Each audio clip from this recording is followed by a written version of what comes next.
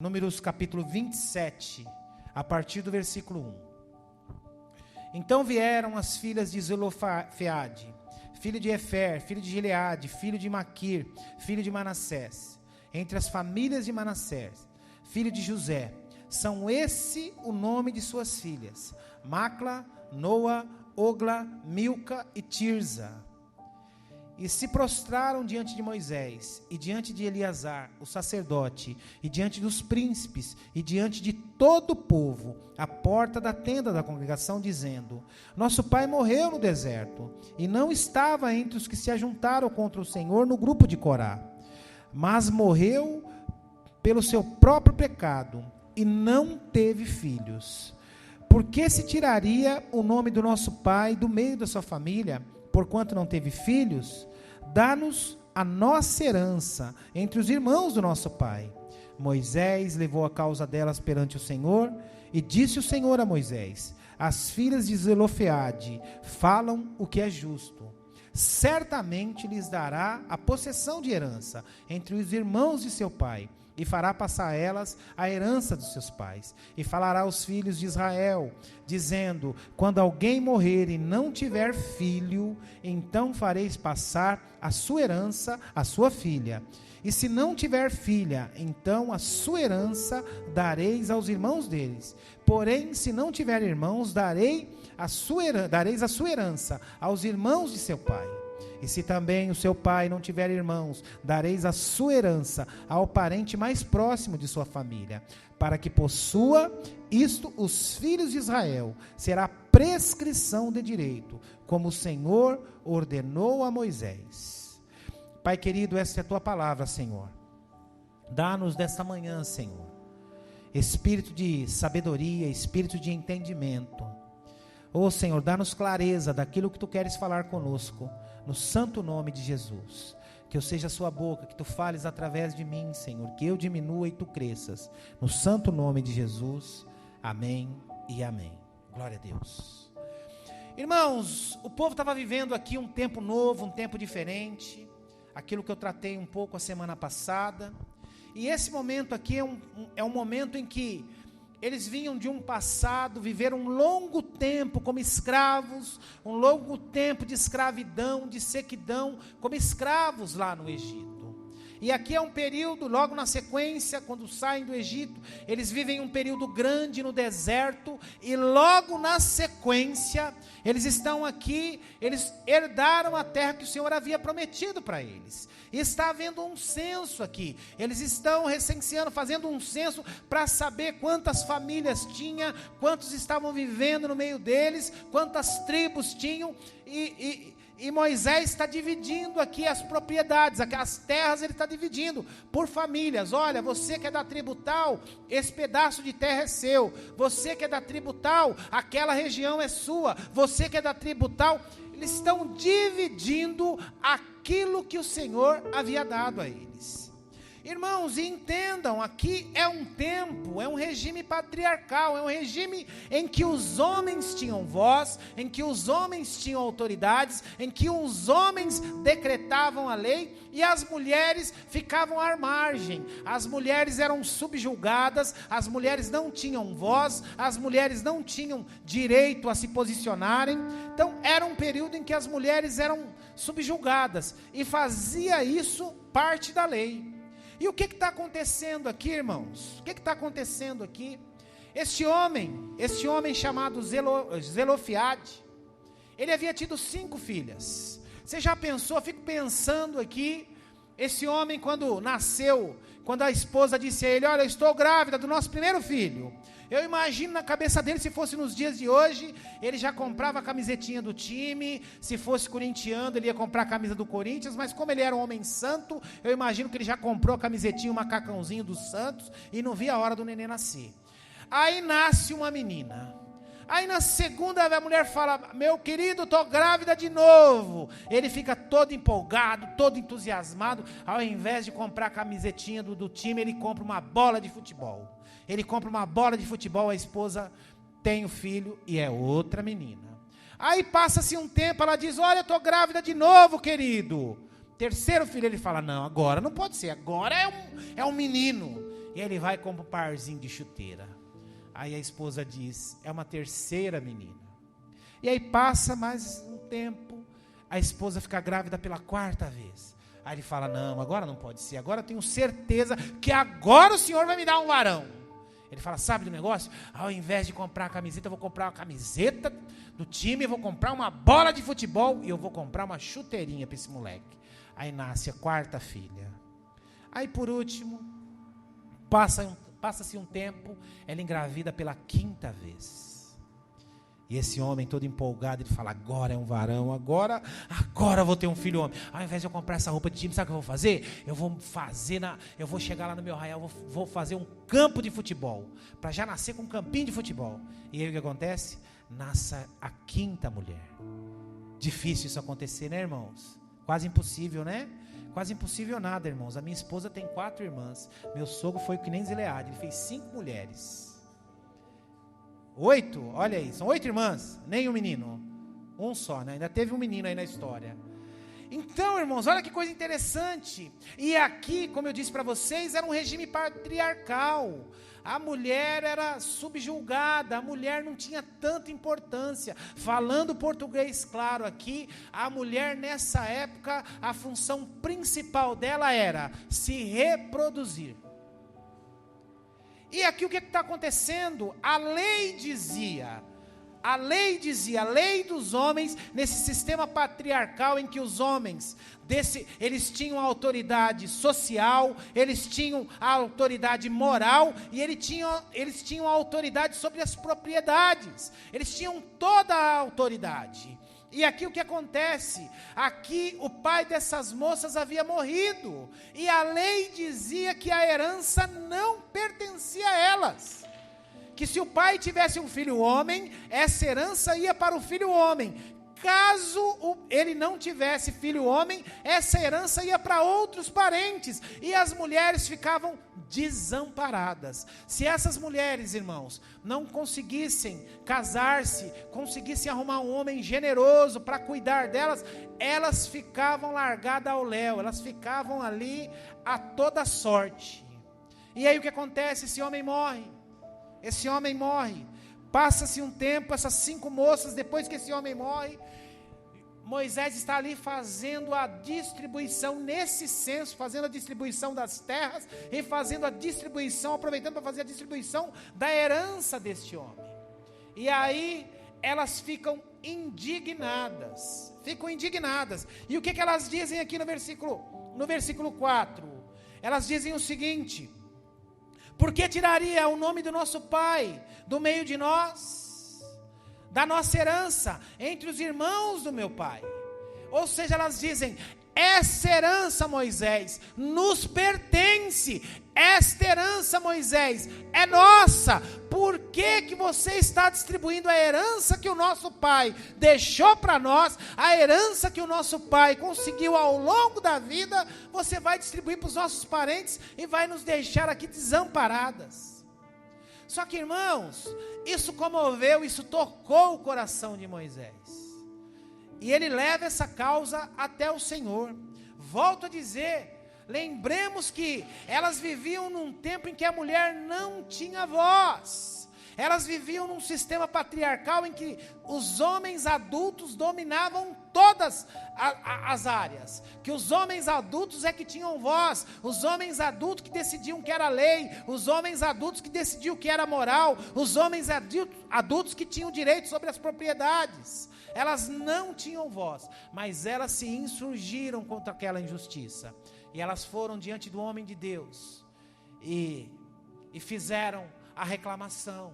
Elas foram diante de Deus e reivindicaram: por direito, essa herança pertence a nós, por direito, essa herança pertence a nós que somos filhas, e não aos homens. E aquilo comoveu o coração de Moisés. E sabe, irmãos, a primeira lição que eu aprendo com essas mulheres, e é uma lição para mim e para a sua vida, e eu quero que você preste muita atenção, porque esse texto que talvez você já tenha lido, mas não se recorde, ou talvez não tenha lido, é um texto que traz muitas lições para mim e para a sua vida. E a primeira lição que eu extraio desse texto é: elas têm coragem de declarar aquilo que pertencia a elas. Elas dizem: essa herança é nossa, essa herança é minha, essa herança pertencia ao nosso pai e agora é nossa.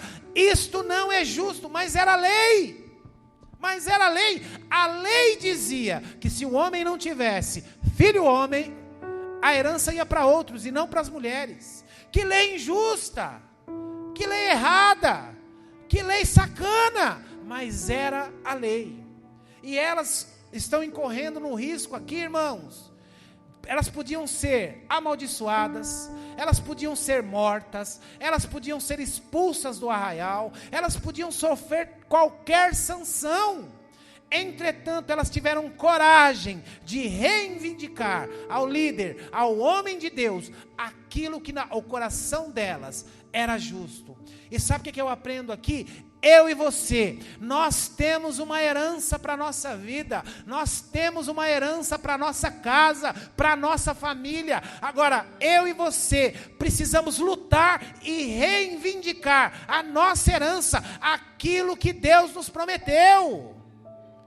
Aquilo que Deus nos prometeu. Agora, se eu e você ficarmos acomodados, achando que as coisas caem do céu, achando que as coisas acontecem naturalmente, nós vamos perder tudo aquilo que Deus tem para cada um de nós. Eu fico pensando, se elas não tivessem se manifestado, eu fico pensando se essas mulheres tivessem admitido essa situação caladas, elas seriam entregues à própria sorte. Então, elas se colocaram aqui à disposição e tiveram uma postura para garantir o futuro dela. E não só o futuro delas. Elas garantiram o futuro de outras pessoas, de outras mulheres que vieram além dela. Olha só a importância do posicionamento. Posicionamentos que você está tendo hoje na sua casa. Posicionamentos que você está tendo hoje no seu casamento. Posicionamentos que você está tendo hoje em relação aos seus filhos. Lhe gerarão heranças e promessas cumpridas lá na frente. Aquilo que você está decidindo hoje, o posicionamento que você tem tido hoje, lhe gerará herança e promessas lá na frente. Agora, tudo isso depende de como nós nos posicionamos, da coragem que nós temos para nos posicionar. Elas tiveram coragem de reivindicar e correram risco de serem expulsas, de serem amaldiçoadas, de serem jogadas para fora, de serem até mortas. Agora, como eu disse no primeiro culto, irmãos, viver a vida com Deus, viver uma vida em santidade, viver a vida do Evangelho, incorre em risco para mim e para você. A vida com Deus, ela gera alguns riscos. Talvez, irmãos, alguns posicionamentos que você precisa tomar como homem e como mulher de Deus, talvez vai te afastar de algumas pessoas. Talvez alguns posicionamentos que você toma como homem e mulher de Deus, talvez podem reduzir o teu lucro. Talvez podem atrasar um pouco uma promoção de emprego. Talvez possa te tirar alguma vantagem. Entretanto, a vida com Deus, ainda que nos tragam algum risco, é uma vida de certeza, de vitória. Ainda que eu corra muitos riscos, ainda que eu tenha alguns dissabores, ainda que eu perca algumas coisas que para mim, aos meus olhos, possam ser importantes, ainda que eu corra muitos riscos, uma certeza eu sei, no final eu terei a vitória. Essas moças entenderam isso. Nós estamos correndo risco, nós podemos ser expulsas, nós podemos ser mortas, nós podemos ser amaldiçoadas. Entretanto, nós não vamos ficar caladas, porque Deus há de fazer justiça sobre a nossa vida. Deus há de fazer justiça sobre a vida do nosso pai. Deus há de devolver a nossa herança, aquilo que foi prometido, porque aquilo que Ele prometeu, aquilo que Ele separou é nosso e Ele não vai nos tirar. Agora, para isso, eu preciso me posicionar. Existem coisas que ainda não aconteceram na sua vida. Existem coisas que ainda não aconteceram na vida de muitos, porque falta posicionamento. Existem coisas que não aconteceram no seu casamento ainda, porque falta posicionamento, que não aconteceu na vida dos seus filhos, porque falta posicionamento, que não aconteceu na sua vida espiritual ou na sua vida financeira, porque falta posicionamento. E essas mulheres não tiveram medo. Elas diante de todas as dificuldades, de todas as circunstâncias e de todo o regime patriarcal em que elas viviam, elas decidiram, não, nós precisamos falar. Ainda que nós não tenhamos voz, nós precisamos falar. Então, a primeira coisa que eu vejo aqui, elas estão brigando pela herança delas. Elas tiveram coragem de brigar por aquilo que Deus havia prometido. É o que muitas vezes falta para muito crente: brigar, reivindicar, se posicionar para receber aquilo que Deus prometeu. Aquilo que Deus prometeu. O segundo ponto que eu vejo na vida delas aqui, que elas fizeram, elas não esperaram e nem culparam os outros ou as circunstâncias. Elas podiam ficar caladas, irmãos, se conformarem com a situação. Elas podiam ficar, é assim, é a lei, sempre foi assim, é a tradição, vamos ver o que acontece aí, vamos deixar passar. Ou então elas podiam esperar por a intervenção de alguém. Imagine se elas ficassem esperando pela intervenção de alguém. Porque na hora que foram fazer a listagem lá, na hora que foram fazer a listagem para dividir a herança, ninguém pensou nelas. Ninguém pensou nelas. Olha, o que será dessas 5 mulheres? O que será dessas 5 moças? Não, elas decidiram, não, nós não podemos esperar e nem culpar a lei. Nós precisamos fazer a nossa parte. Isso chama-se enfrentar o problema, se posicionar diante do problema. Existem coisas na sua vida aí que precisam ser colocadas em ordem. Existem situações aí que precisam ser colocadas. Não adianta você ficar empurrando com a barriga. Você precisa se posicionar. Você precisa se posicionar, você precisa enfrentar, ir adiante, não ficar esperando alguém se posicionar no seu lugar. Elas não esperaram pelos outros, elas fizeram elas mesmas, não esperaram pelos outros. E é isso que muitas vezes nos falta, irmãos, como homens e mulheres de Deus: se mover, se posicionar. Está vendo que está errado, está vendo que não é assim que agrada a Deus, está vendo que desse jeito não vai dar certo. Mas tem aquela postura passiva, aquela postura de que não é comigo, não estou nem aí. Não, nós como homens e mulheres de Deus, precisamos nos posicionar, precisamos agir, precisamos tomar um posicionamento, para que não percamos aquilo que Deus tem para nós como herança, para aquilo que Deus tem para nossa casa, para os nossos filhos, para a nossa família, para o nosso casamento. Precisamos nos posicionar. E Deus se agrada quando eu e você nos posicionamos. Lá em Apocalipse fala a respeito do muro, aquele que fica nem para lá nem para cá. É melhor se posicionar, porque aquele que está no muro está distante.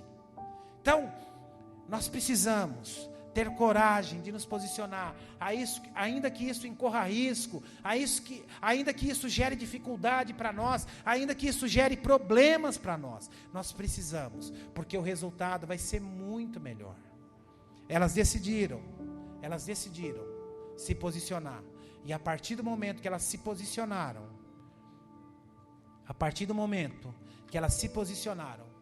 tudo mudou. E não mudou só a história delas, não, irmãos. Mudou a história de todas as mulheres que vieram depois delas. E aqui, depois de tanto tempo, nós estamos aqui falando a respeito do trabalho dessas 5 mulheres, do posicionamento dessas 5 mulheres que viviam numa sociedade patriarcal em que a mulher era jogada à margem, de que a mulher não era ouvida. Elas decidiram se posicionar, e porque elas se posicionaram diante do homem de Deus, e o homem de Deus ouviu a voz de Deus. Isso moveu o coração de Deus e mudou toda uma história. Olha que coisa linda, olha que coisa linda. Uma outra lição que eu aprendo aqui, irmãos, olha o que diz. Olha o que diz no versículo 2. Olha o que diz aí no versículo 2. Prostraram-se diante de Moisés e diante de Eleazar, o sacerdote, e diante dos príncipes, e diante de todo o povo, à porta da tenda da congregação, dizendo. Ou seja, irmãos, o que acontece aqui? Elas não foram com o dedo em riste, elas não foram gritando, não, diz o texto aqui que elas se prostraram. que quer dizer isso? Uma postura humilde, souberam como se comportar. Eu sempre digo isso, irmãos. Elas souberam usar o tempo, o modo e principalmente o conteúdo. Muitas vezes nós temos razão naquilo que vamos tratar, temos razão naquilo que vamos reivindicar, temos razão naquilo que vamos cobrar, mas muitas vezes falamos do modo errado, ou falamos no tempo errado, ou falamos a coisa errada, e aí dá tudo errado, às vezes você até fala a coisa certa, mas falou no tempo errado, às vezes você até fala a coisa certa, mas falou do modo errado, ou às vezes você até está no tempo certo e no modo certo, mas fala a coisa errada. Então nós precisamos ter discernimento e sabedoria de Deus, para discernir qual o tempo para falar, qual o modo para reivindicar, e o que eu devo reivindicar. E elas tiveram esse discernimento, elas souberam o tempo, o modo, elas chegaram de uma maneira humilde, diante de Moisés, diante do sacerdote, diante de todos os líderes, e diante de todo o povo. Elas expuseram a debilidade, a situação delas. Olha, nós ficaremos desamparadas. Tudo isso que meu pai possui, todas estas coisas que meu pai deixou, ele lutou ao longo da vida, nós ajudamos, nós cooperamos com ele. Não é justo que eu e as minhas irmãs, não é justo que nós fôssemos jogadas à própria sorte, sejamos abandonadas à própria sorte, e os homens que já têm, retenham ainda mais. Não é justo isso. E diante de todo o povo, elas clamam a Moisés, e Moisés, que era um homem de Deus, ele ouve a inquietação daquelas mulheres, ele ouve a petição daquelas mulheres, e ele vai diante de Deus ouvir o que Deus pensa a respeito disso. Então nós precisamos saber a maneira que chega, sabe, irmãos, muitas vezes a maneira que você chega vai determinar a maneira que você sai. Sabia disso? Pense sempre nisso. A maneira que você entra lá na sala do seu chefe vai determinar a maneira que você entra. A maneira que você entra lá no seu quarto para tratar alguma coisa com seu filho vai determinar a maneira que você sai. Filhos, a maneira que você entra lá no quarto do seu pai, da sua mãe para tratar alguma coisa vai determinar a maneira que você sai. Isso fala de postura arrogante, de prepotência, aquele que tem sempre razão. Quanto mais humilde, a Bíblia fala a respeito disso, né? Os humildes serão exaltados, e os exaltados serão humilhados. Ainda que você tenha razão, ainda que você seja o mais justo, ainda que a situação te favoreça, tenha uma postura humilde, saiba falar, saiba o tempo, saiba o que falar. Nosso maior problema de relacionamentos, na igreja, no trabalho, no casamento, na família, é a boca. Porque aquilo que sai, irmãos, não tem como pegar. Aquilo que sai, às vezes eu tenho vontade de falar algumas coisas para minha esposa, irmãos, que se eu falar, ela põe eu para fora de casa, na hora da ira. Mas o que eu faço? Eu não falo. Às vezes eu tenho vontade de falar algumas coisas para minhas filhas, que se eu falar, mas eu não falo. A gente precisa, nós somos cheios, quantos são cheios do Espírito Santo aqui? Deixa eu ver. E nós que somos cheios do Espírito Santo, nós temos domínio próprio. Tem gente que se gaba, eu que vem na minha cabeça, eu falo mesmo, eu sou sincero. Vai ver, é o cara que chega, a roda abre, ninguém quer ficar com ele. A esposa não aguenta mais, os filhos não aguentam mais, o vizinho não aguenta mais, já está no 67º emprego. Por quê? Porque é o sincerão, fala o que vem. Isso é tolice. Mas eu só falo verdade. Mas fala da maneira errada, fala do modo errado, fala no tempo errado. Então, elas tiveram essa sabedoria, souberam se posicionar, e se posicionaram de uma maneira humilde, prostraram-se diante de Moisés, e diante de Eleazar o sacerdote, e diante dos príncipes, e diante de todo o povo, à porta da tenda da congregação, dizendo, e aí elas colocaram a inquietação delas. Que coisa linda, irmãos, que coisa linda, que coisa linda. E aí Moisés ouviu aquilo sensibilizou o coração de Moisés, que tinha tantos problemas e tantas coisas para resolver. Aquilo sensibilizou. E diz o texto, que Moisés levou a causa dele perante ao Senhor. E aí o Senhor respondeu para ele: o que elas pedem é justo, o que elas pedem é correto. A lei não está certa, a lei não está certa. Mude isso a partir de agora. A partir de agora, quando o homem morrer, se ele não tiver filho homem, a herança vai para a filha mulher, não vai mais para os parentes próximos homem não. Só vai para os parentes próximos homens se ele não tiver filha. Ele tendo filha, a herança vai para a filha. E por que ia para o filho homem? Porque o filho homem amparava as irmãs. O filho homem amparava as irmãs. E sempre foi assim, até hoje é assim, né?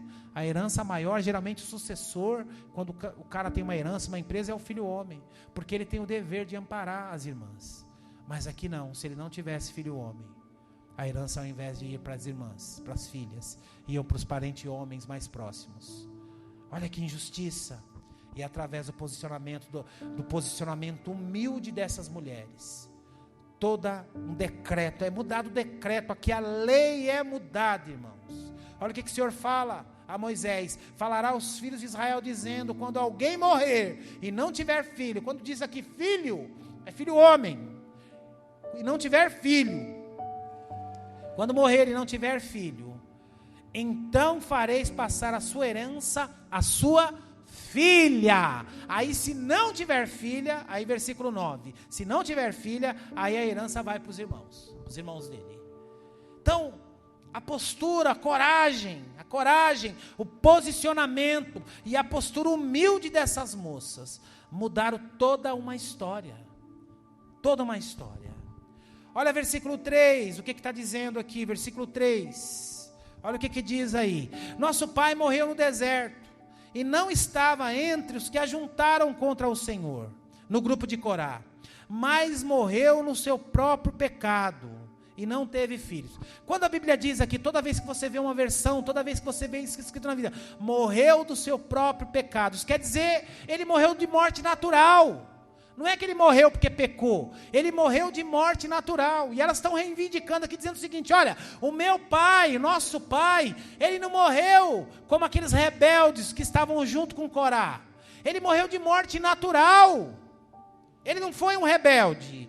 E aí, irmãos, para você entender, volte algumas páginas aí, vai lá para o capítulo 16, quando ela fala que ele não fazia parte do grupo de Corá, para você entender.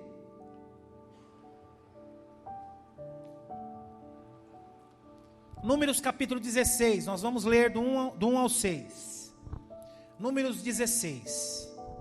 Achou aí?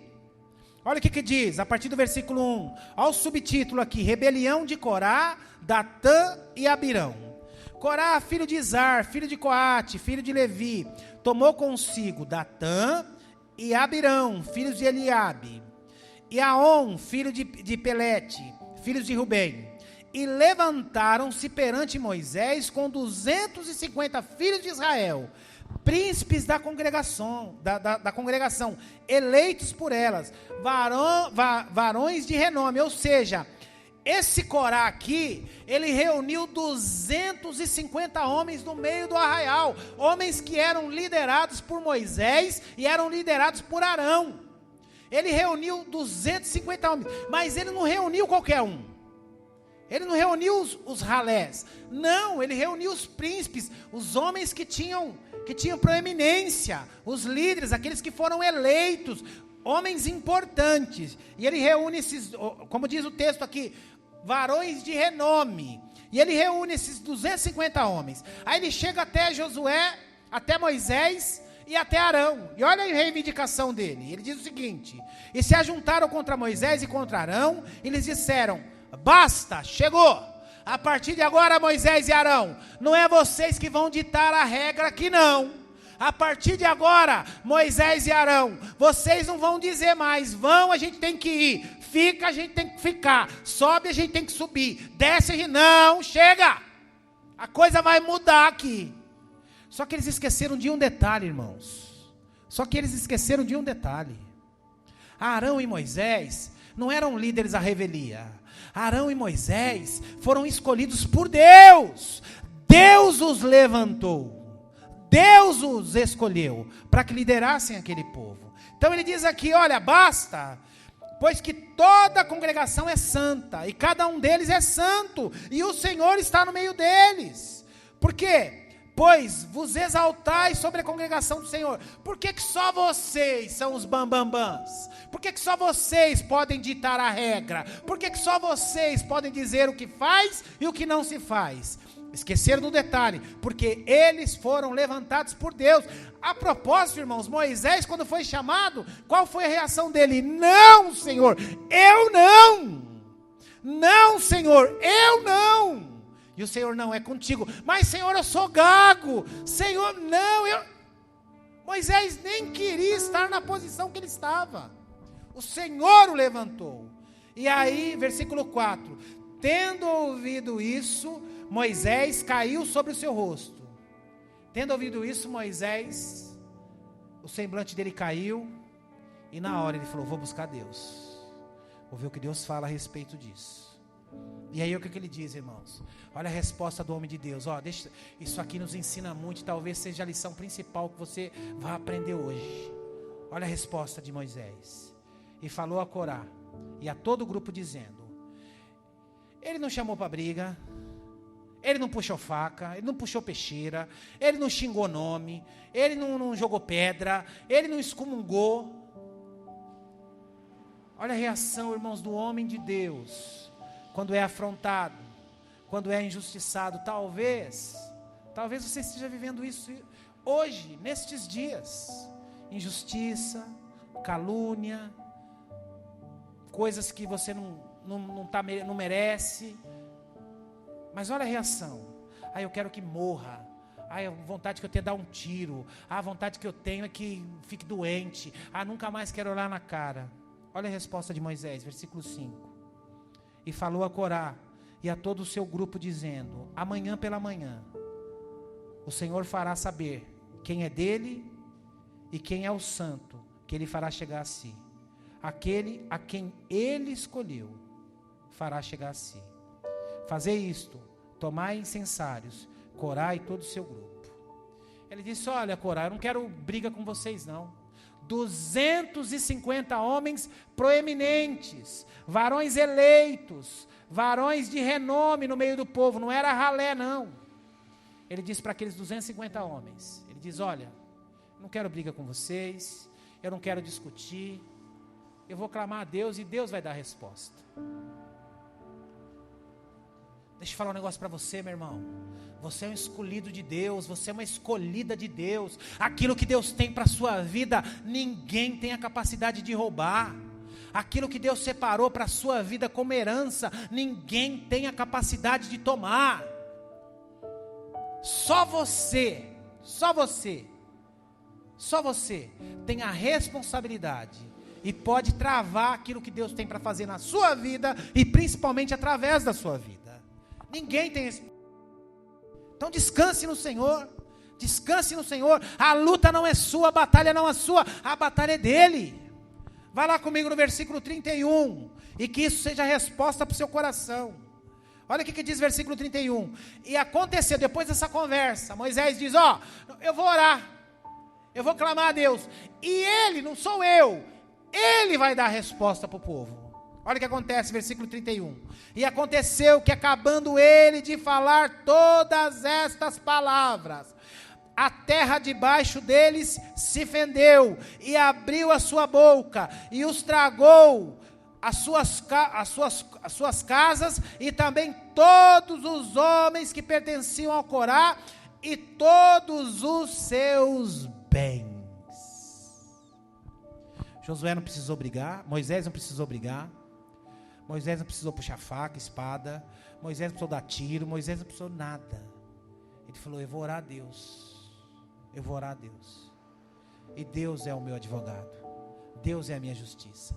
Deus sabe que quando eu fui chamado, eu não queria estar na posição que eu estou. Mas Ele me chamou. E aconteceu que depois dele ter toda essa conversa, depois você termina um capítulo na tua casa, depois de ter toda essa conversa, Corá e aqueles 250 homens foram tragados pela terra. O Senhor abriu a terra para que aqueles homens fossem engolidos. Então quando ela diz aqui, meu pai, voltando aqui para 5 moças, quando ela diz aqui, meu pai, o meu pai, ele não faz parte daquele grupo dos que morreram com Corá, não, ele morreu de morte natural. Ela está dizendo aqui, ó, meu pai, enquanto esteve vivo, honrou a sua liderança. Meu pai, enquanto esteve vivo, honrou Arão. Meu pai, enquanto esteve vivo, honrou o nome de Deus. Meu pai, enquanto esteve vivo, teve uma vida digna. Deixa eu falar um negócio para você, meu irmão. Aquilo que nós semeamos em honra, aquilo que nós semeamos em dignidade, aquilo que nós semeamos em vida com Deus, gerará herança para nós e para os nossos filhos. Para nós e para os nossos filhos. A honra daquele homem, a dignidade daquele homem estava gerando herança para as suas 5 filhas. E ela diz, ele não morreu desonrado, ele era um homem de Deus, ele era um homem que honrava a sua liderança, a liderança de Arão, e ele honrava a liderança de Deus. Por isso que ela faz a observação. Que coisa linda, irmãos, que coisa linda. Ela sabia a nossa postura de honra, a nossa postura de honra, a nossa postura de dignidade está construindo para os nossos filhos, para aqueles que vêm depois de nós. Eles colherão os frutos, nós na eternidade, mas eles colherão os frutos nessa terra. Nessa terra. A fidelidade e a honra preserva a nossa casa. A fidelidade e a honra a Deus preserva a nossa família, preserva o nosso casamento, preserva os nossos filhos. Preserva os nossos filhos. E para concluir aqui, olha que coisa linda. Volte lá para o capítulo 27, nós já estamos terminando. Capítulo 27, olha o que diz aqui. Moisés, versículo 5, Moisés levou a causa delas perante ao Senhor. Aquelas 5 moças chegam de uma maneira humilde, se prostram diante de Moisés e colocam diante dele a inquietação delas. E aí Moisés, aquilo sensibiliza o coração de Moisés, que cuidava de 1 milhão de pessoas, tinha tantos problemas para resolver, aquilo sensibiliza o coração dele. Moisés diz, versículo 6, e disse o Senhor a Moisés. Primeiro ele diz no versículo 5, Moisés levou a causa delas perante ao Senhor. Olha que lição preciosa, irmãos. Quantos de nós aqui, tomando decisões em relação à família, em relação às finanças, em relação à vida com Deus, em relação a tantas coisas, sem consultar a Deus, sem ouvir a voz de Deus. Ouve a vizinha, ouve a sogra, ouve o que o cara fala no rádio, ouve a Fátima Bernardes, ouve o Jornal Nacional, mas não ouve a Deus. Versículo 5, Moisés levou a causa delas perante ao Senhor. Não existe outro caminho, meu irmão, minha irmã. Não existe outro caminho. Não sei o que fazer, busque a Deus. Não sei para que caminho eu vou, busque a Deus. Não sei se eu compro ou se eu não compro, busque a Deus. Não sei se eu faço ou se eu não faço, busque a Deus. Não sei se eu saio ou se eu fico, busque a Deus. Não existe outro caminho. Não existe outro caminho. Agora aqui o mais importante, Moisés consultou a Deus, não tomava decisão sem consultar a Deus. Aí disse o Senhor a Moisés: as filhas de Zelofeade falam o que é justo. Certamente, Moisés, você lhes dará a possessão da herança entre os irmãos de seu pai, e fará com elas a herança de seu pai. E não só isso, ele diz: Moisés, a partir de agora, todo homem que morrer e tiver filha mulher, a herança vai para a filha mulher. Ou seja, irmãos, a reivindicação, a sensibilidade daquelas mulheres tocaram o coração de Moisés, que ouvia a voz de Deus, e principalmente tocava o coração de Deus. Deixa eu falar um negócio para você. Quando você se posiciona por aquilo que é justo, quando você se posiciona por aquilo que é reto, quando você se posiciona por aquilo que agrada a Deus, sabe o que Deus faz? Ele inclina o seu ouvido.